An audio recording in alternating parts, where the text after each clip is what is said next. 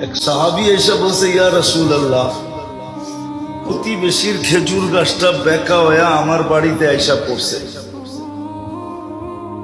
কিন্তু খেজুর যখন পাইকা পড়ে তা আমার বাচ্চারও দুই একটা কুড়ায় নেয়, কিন্তু প্রতিবেশীটা এমন যে মুখের ভিতর থেকে পর্যন্ত আঙ্গুল দিয়া বাহির করে নেওয়া যায়।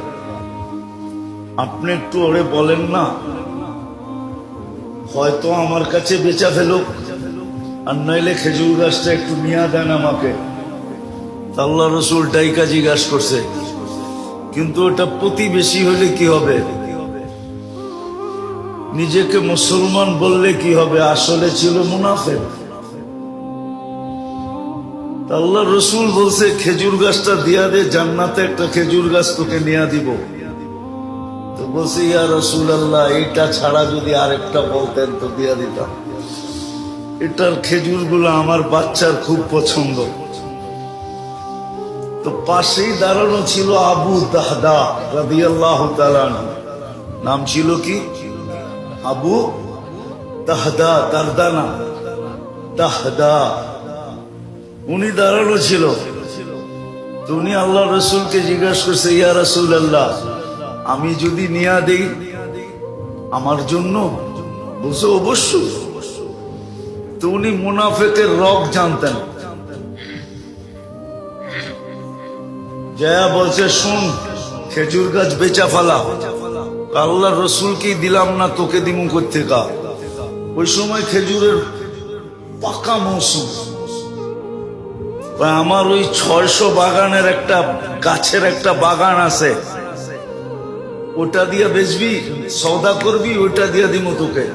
আমার এই খেজুর গাছ দিয়া দে। একটা বিনিময়ে কয়টা? কত? তাও পাকা ফল গাছে, পাকা ফল।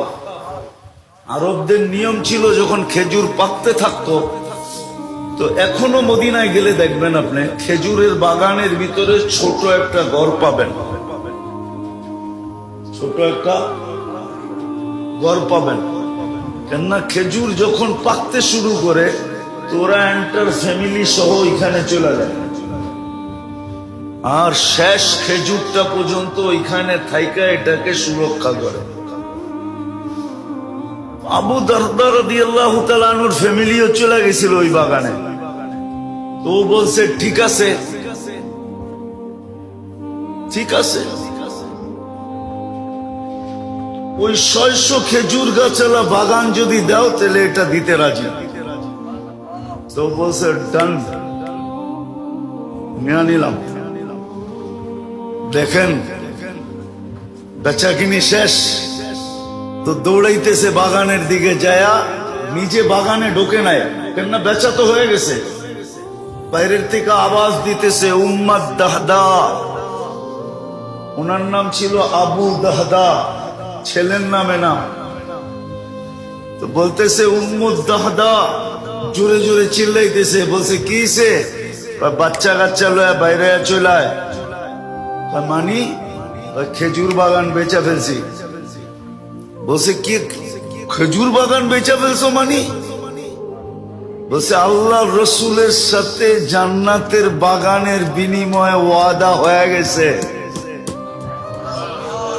দেখেন মহিলা কেমন বাহির হইতেছে, চিৎকার দিতে দিতে, রবিহাল বাইয়া বা দাহদা, রবিহাল বাইয়া বা দাহদা, রবিহাল বাইয়া বা দাহদা।